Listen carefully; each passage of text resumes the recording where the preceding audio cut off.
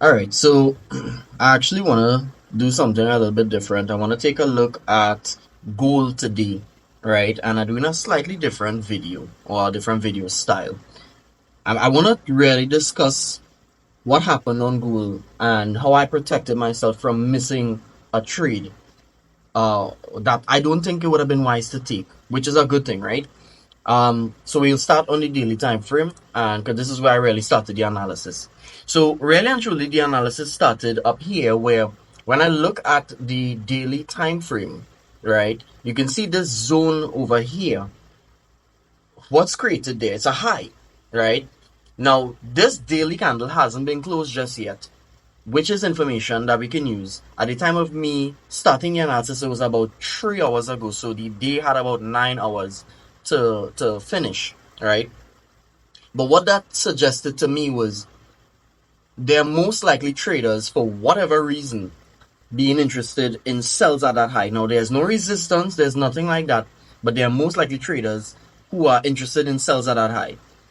Now I put the zone there because I want to make sure and cover everything about or as much of the data as possible. I then came back down to the forward time frame. And on the forward time frame, this candle, this big orange candle here, actually was a rejection candle, right?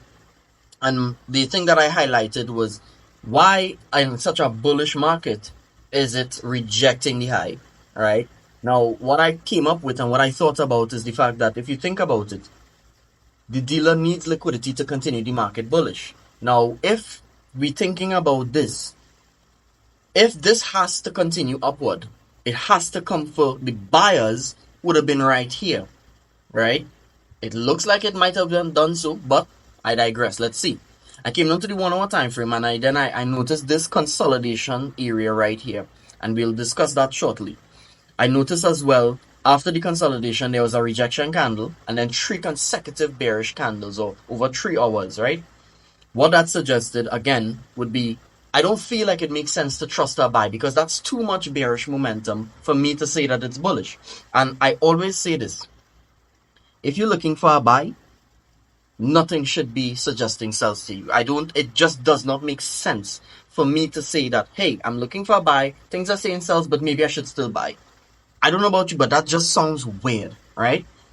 On the 15-minute time frame, it came. I said, I know that there'll be traders interested in buys above the high. Yes, there'll be traders interested in sells above the high, but right here, there'll be traders interested in buys above the high, which means, because like those will be like breakout traders, right?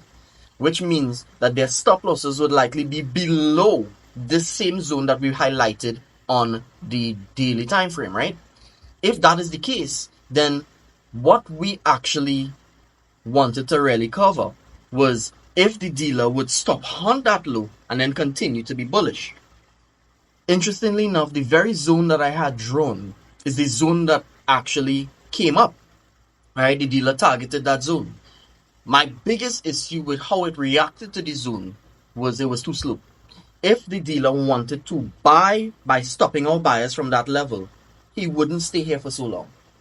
And that's what stopped me from taking this trade. Now it's definitely not bullish enough to place a buy. So I then switch and I was like, what about if the dealer, and on the 1 minute time frame, what about if it is he's going to target this previous level here, right? And I had this drawn. What about if he's going to target that? And I had to wait and see if that would have been the case, and it didn't happen, and thus I had to disregard. That is how I perform my analysis. I'm actually trying to figure out ways or reasons not to take the trade. Why would I want to take the trade if there are things telling me otherwise? You understand? So I hope this makes sense. I hope you like the style of video. I'm doing it a little different with the face and all of that. So you can kind of get, you see, with the face as well, what I think I'm actually also providing here is you can kind of get to see me think. Sometimes I like to look at myself think. I like to look at or listen to myself talk because I get to figure out, is what I'm saying even making sense? Is what I'm saying even calculating and computing? You understand? So I hope you like this. Subscribe if you want to see more.